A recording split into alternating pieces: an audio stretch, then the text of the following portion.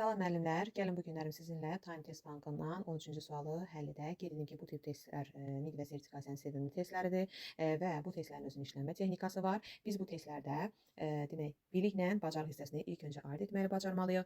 Ondan sonra biz hansı hissəni daha yaxşı bilirsə, oradan başlamalıyıq. Misal üçün, inteqrasiyanı mı yaxşı bilirik, biliyin növlərini mi və yaxud da idraq taksonomiyasının mərhələlərini mi? Qeyd edin ki, idraq taksonomiyasının mərhələlərindəki feilləri mütləq ki, əzbərdən bilməlisiniz. Biz burada ilk öncə nəyə baxacağıq? Məktəbdə gigiyena ilə bağlı maarifləndirmə kampaniyası təşkil edilir.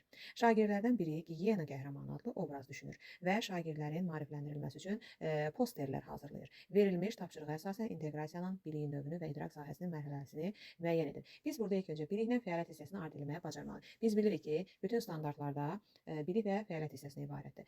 Məzmun standartı bilik və bacarıq hissəsinə ibarətdir. Əsas standart, alt standart və hətta ondan çıxarılan təlim nəticəsi də bilik və bacarıq hissələrinə ibarətdir. Ona görə də biz belə situasiyalarda biliklə bacarıq hissəsini ayırd etməyə bacarmalıyıq. İndi baxaq bilik hissəsi hansıdır? Məktəbdə gigiyena ilə bağlı maarifləndirmə kampaniyası təşkil edilir. Şagirdlərdən biri gigiyena qəhrəmanı adlı obraz düşünür və şagirdlərin maarifləndirilməsi üçün posterlər hazırlayır. Obraz düşünür, posterlər hazırlayır. Yəni poster hazırlamaq, obraz düşünmək hansı mərhələ ola bilər? Burada artıq bunlar nədir? Fəaliyyət hissəsidir. Bilik hissəsi qəhrəmanı adlı bu hissəyə gedərdi. Obraz düşünür, fəaliyyət hissəsidir və bilik hissəsi növbətdə və şagirdlərin maarifləndirilməsi üçün bu bilik hissəsidir. Posterlər hazırlayır. Bu da fəaliyyət hissəsidir. Demək ki, obrazlar düşünür, posterlər hazırlayır bizim fəaliyyət hissəmizdir. Və bu bilirik ki, fəaliyyət hissələri bu Bloom'un idraq taksonomiyasının feilləri olur, mərhələləri olur. Ona görə də ən yaxşısı ilə idraq taksonomiyasından başlamaq daha düzgün olar. Obraz düşünür, posterlər hazırlayır. Avtomatik bilirik ki, bu yaratmaq mərhələsinin feilləridir. Ona görə digər variantları silirik. Variantda yaratmaq hardadırsa, onlarla işləyirik.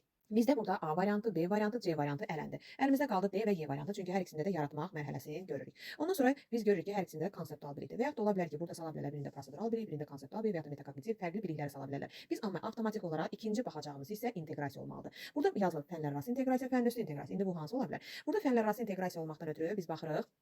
Neyniyir? Məktəbdə gigiyena ilə bağlı maarifləndirici kampaniyası təşkil edilir.